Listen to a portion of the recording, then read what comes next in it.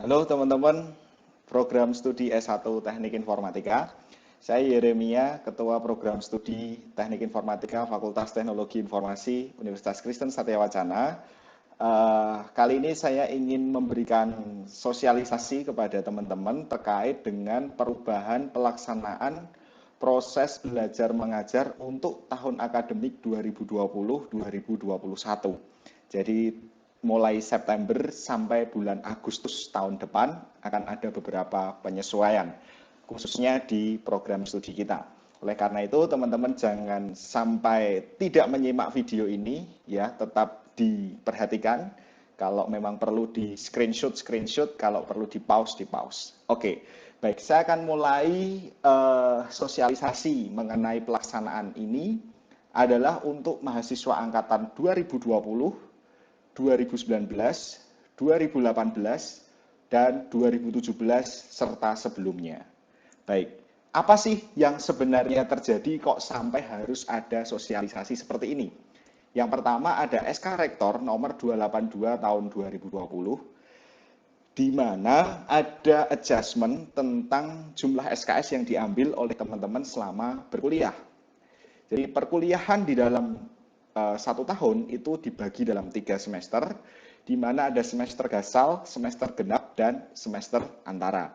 Semester gasal mulai bulan September sampai Desember, semester genap mulai bulan Januari sampai April, dan semester antara biasanya mulai bulan Mei sampai Agustus. Nah, teman-teman ada perubahan yang pertama, untuk semester gasal, itu kita diperbolehkan atau kita akan menyajikan kepada Anda 14 SKS. Semester genap juga 14 SKS dan semester antara itu 8 SKS. Nah, sebelumnya yang terjadi seperti apa? Nah, ini kalian bisa lihat di bawah ya. Yang semula itu semester gasal, genap dan antara itu masing-masing adalah 12 SKS. Namun kali ini ada penyesuaian ya, khusus semester antara itu hanya boleh 8 SKS. Nah, ini berlaku baku untuk angkatan 2020. Jadi 14, 14, 8. Nah, bagaimana dengan mahasiswa angkatan 2019, 18, dan 17 dan sebelumnya? Untuk tahun kedua dan tahun keempat, SKS ini bisa ditambahi sesuai dengan IPK dan IPS-nya. Ya, kalau mau tambah SKS masih bisa. Tetapi untuk semester antara ini hanya maksimal 9 SKS. Jadi di semester antara teman-teman tidak bisa lagi kuliah sebanyak 12 SKS, ya.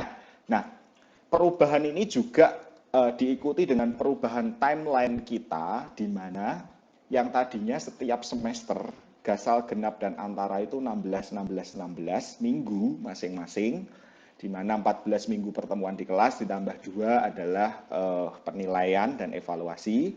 Maka ada perubahan.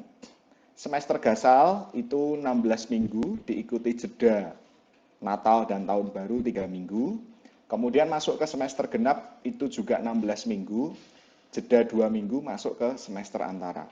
Semester antara mulai tahun akademik yang akan datang tidak lagi 16 minggu, tetapi hanya 8 minggu. Makanya di semester antara tadi kita hanya sediakan 8 SKS. 8 SKS itu setara dengan 2 sampai 3 mata kuliah saja. Dan itu hanya dilakukan dalam waktu 8 minggu. Setelah itu ada research month, itu bagi dosen, itu 4 minggu dan jeda 3 minggu. Kalau kita mau bicara, kalian tidak ada perkuliahan selama 7 minggu. Nah, ini 7 minggu nanti untuk mahasiswa dialokasikan apa? Tentu nanti akan banyak dialokasikan mulai dari KBM atau kegiatan mahasiswa atau kepanitiaan dan lain-lain. Nanti akan ada pengaturan yang lebih lanjut. Tetapi yang perlu diperhatikan, khusus semester antara yang tadinya dimulai dari bulan Mei, Juni, Juli, dan Agustus, hanya akan sampai di bulan Juli awal. Ya, jadi hanya Mei, Juni, dan Juli awal. Sehingga jumlah SKS-nya kurang dari 9 SKS atau 8 SKS tadi, dengan catatan 1 minggu 2 kali pertemuan. Ya, 1 minggu 2 kali pertemuan. Karena harusnya 1 minggu kan 1 kali, maka 16. Tetapi karena hanya 8 minggu, berarti 1 minggunya 2 kali pertemuan. Nah, bagaimana dengan mahasiswa KP dan TA? Kerja praktek dan tugas akhir khususnya kerja praktek, kalau memang dari perusahaan sudah menghendaki kontrak, ya tetap lanjut sebagaimana semestinya, ya. Jadi ini dikhususkan, ya terutama untuk yang mengambil mata kuliah tatap muka di kelas daring maupun luring. Untuk kerja praktek dan tugas akhir nanti bisa dibicarakan dengan dosen pembimbing masing-masing. Begitu ya. Nah, apa yang menjadi akibat daripada penyesuaian dan perubahan ini? Maka akan terjadi perubahan daftar alir pengambilan mata kuliah. Biasanya satu semester kita sajikan ke Anda 12 wajib, setelah itu Anda belanja atau ambil punya kakak angkatan. Kali ini ada beberapa penyesuaian. Penyesuaian yang pertama, untuk angkatan 2020, bisa di screenshot ya, 3 jari turun. Oke, teman-teman, di semester gasal besok, kalian akan mengambil matematika, pengantar teknik informatika, bahasa Inggris, dan bertambah satu mata kuliah pendidikan kewarganegaraan, ya, sehingga total SKS-nya 14 dan 16 bayarnya. Semester genap, kalian akan mengambil pendidikan agama, pendidikan Pancasila, statistika dan probabilitas, pemrograman, dan juga ketambahan bahasa Indonesia. Nah, di semester antara hanya 2 mata kuliah, yaitu sistem operasi dan sistem digital. Bayarnya juga lebih rendah, ya, karena hanya 2 mata kuliah. Jadi seminggu 2 kali ketemu nanti. SO dan SISDIK. Itu untuk angkatan 2020.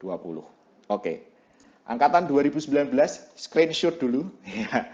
Nah, di angkatan 2019 semester gasal besok, September-Desember, kalian akan mengambil jaringan komputer, sistem basis data, kemudian komputasi, dan juga akan bertambah satu mata kuliah interaksi manusia dan komputer.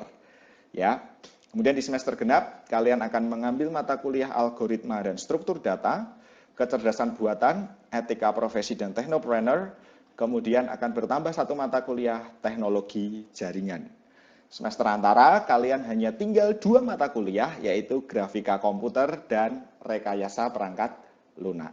Oke ya, bayarnya ambilnya cuma 6 SKS, nanti bayarnya cuma 8. Jadi semester antara itu jauh lebih murah dan lebih sedikit SKS-nya.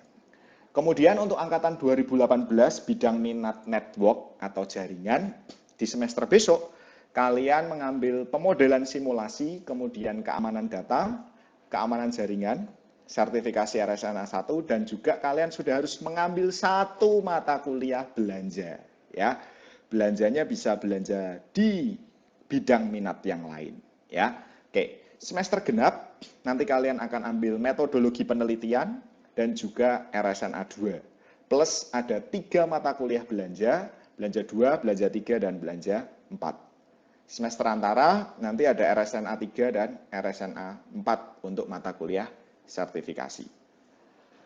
Kemudian untuk angkatan 2018 bidang minat software engineering, teman-teman, semester depan kalian akan mengambil mata kuliah pemodelan simulasi, keamanan data, kemudian pemrograman berorientasi platform, pemrograman lanjut, dan satu mata kuliah belanja. Di semester genap, kalian akan mengambil mata kuliah pengembangan aplikasi mobile, metodologi penelitian, plus 3 mata kuliah belanja 2, 3, dan 4. Semester antara nanti mengambil mata kuliah pengujian sistem dan manajemen proyek, hanya 6 SKS saja. Oke, mata kuliah bidang minat data science, nanti semester depan kalian akan mengambil pemodelan simulasi, keamanan data, mesin learning, SBD 2, dan juga belanja 1.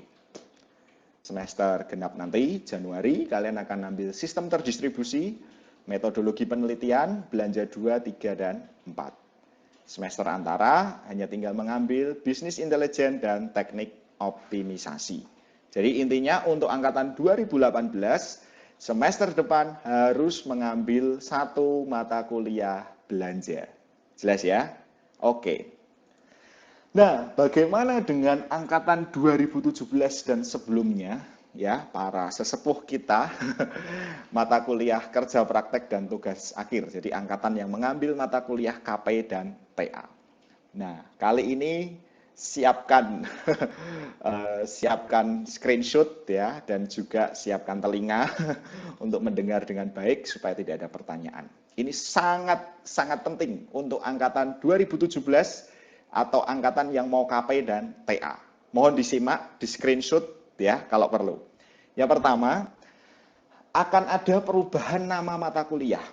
Selama ini kita KP 24 SKS terbagi dalam 2 mata kuliah, IN 411 dan 421, yaitu kerja praktek 1 dan 2, masing-masing 12 dan 12 SKS. 2 mata kuliah ini semester ini sudah tidak dibuka lagi. Nah, sebagai gantinya, teman-teman, akan ada mata kuliah baru IN 461 sampai IN 464. Jadi ada IN 461 kerja praktek tapi pakai Romawi 1. Ya, Romawi 1. Bobotnya hanya 8 SKS. Dan IN 462 laporan kerja praktek 1 bobotnya adalah 4 SKS. Sorry, ini ada kekeliruan, saya tulis dulu. Ya, 4 SKS. Ini juga 4 SKS. Ya, jadi saya ulang, untuk teman-teman yang biasanya KP1 dan KP2 mengambil mata kuliah kerja praktek 1 dan 2, sekarang yang harus diperhatikan, jika mahasiswa akan KP1 di semester besok, ya, maka yang harus kalian ambil itu ada 2 mata kuliah, yaitu IN 461 dan IN 462. Kerja praktek 1 dan laporan kerja praktek 1. Jelas? Kemudian bagi mahasiswa yang mau KP2 nanti kalian ngambilnya tidak lagi mata kuliah IN 421, tetapi ada mata kuliah baru IN 463 dan IN 464. Kerja praktek 2 dan laporan kerja praktek 2. Jelas? Jadi di siasat harus klik 2 mata kuliah. KP1, KP pakai Romawi 1 dan laporan KP1. Kalau KP2 berarti nanti klik kerja praktek Romawi 2 dan laporan kerja praktek Romawi 2. Jelas ya?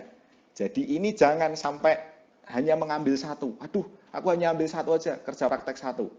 Tidak bisa. Karena kalau Anda ambil kerja praktek 1, Anda harus satu paket 12 SKS, yang 8 untuk KP-nya, yang 4 untuk laporannya. IN 461, 462. Jadi sudah satu paket. Jadi tidak bisa hanya diambil satu.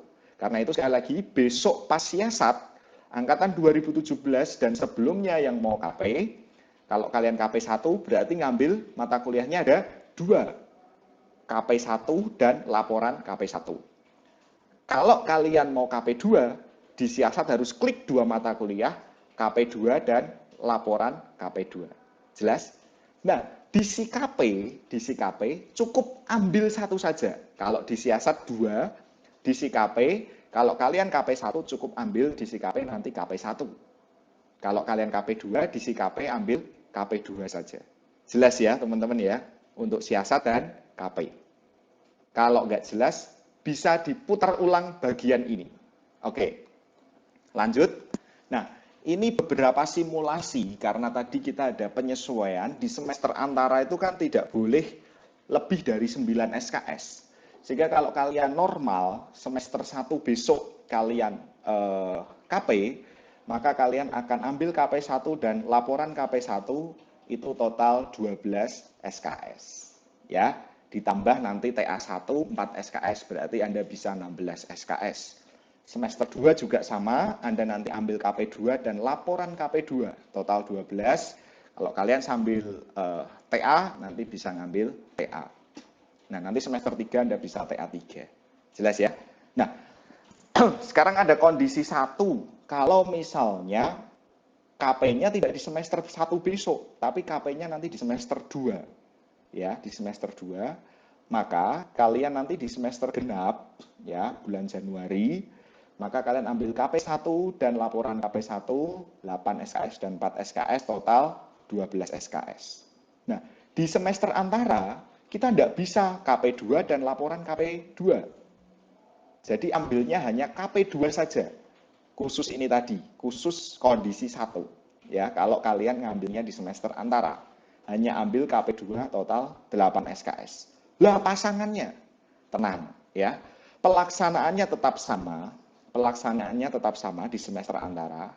Cuma nanti di tahun akademik selanjutnya di semester 1 kalian klik laporan KP2 4 SKS. Loh Mas sudah nggak KP, ya nggak masalah. Hanya klik saja supaya dapat nilai. KP-nya kemarin di semester antara. Ya, tetapi karena di semester antara tidak memungkinkan 12 SKS, maka yang 4 SKS dititipkan di tahun akademik selanjutnya. Jelas ya? Berarti di tahun itu, di tahun akademik selanjutnya itu yang cuma 4 SKS kalian tidak KP. Hanya klik saja supaya dapat nilai KP. Jelas ya? Oke, ini kondisi 1. Kondisi 2, kalau mulai kerja prakteknya di semester antara. Jadi KP1, 8 SKS kalian ambil di semester antara. Nah, laporan KP1 yang 4 SKS dititipkan di semester 1 tahun akademik selanjutnya. Sehingga totalnya nanti di semester 1 atau semester gasal di tahun akademik selanjutnya kalian ambil laporan KP1 ditambah KP2 dan laporan KP2. Totalnya 16 SKS. Jelas ya? Kalau tidak jelas, di screenshot dulu, lalu diputar ulang, dipelajari lagi. Gitu ya. Nah, harapan kita ya, teman-teman bisa ambil yang simulasi normal. Tapi kalau kondisi 1, kondisi 2, nanti kira-kira skemanya seperti ini. Gitu ya. Oke. Nah, sehingga untuk angkatan 2017 dan sebelumnya, teman-teman nanti silahkan mengambil daftar alir seperti ini.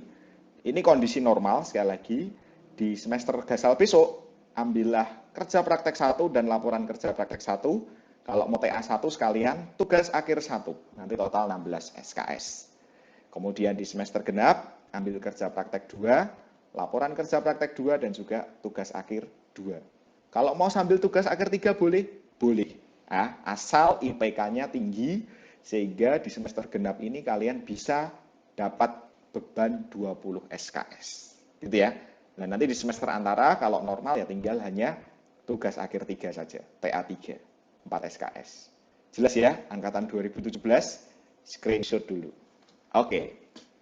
Baik, teman-teman, itu tadi penjelasan mengenai perubahan daftar alir. Kalau masih bingung, nanti bisa menghubungi kami lewat email yang nanti akan kita sampaikan di akhir slide ini. Ya, baik. Informasi kedua, kami juga akan mensosialisasikan ada mata kuliah baru. Ya, mata kuliah baru ini mata kuliah belanja, tidak mata kuliah wajib. Namanya adalah Kapita Selecta. Total SKS-nya 3, kodenya IN 361. Ini mata kuliah apa sih? Ini adalah mata kuliah kolaborasi antara FTI UKSW dengan PT Metrodata Elektronik Tbk.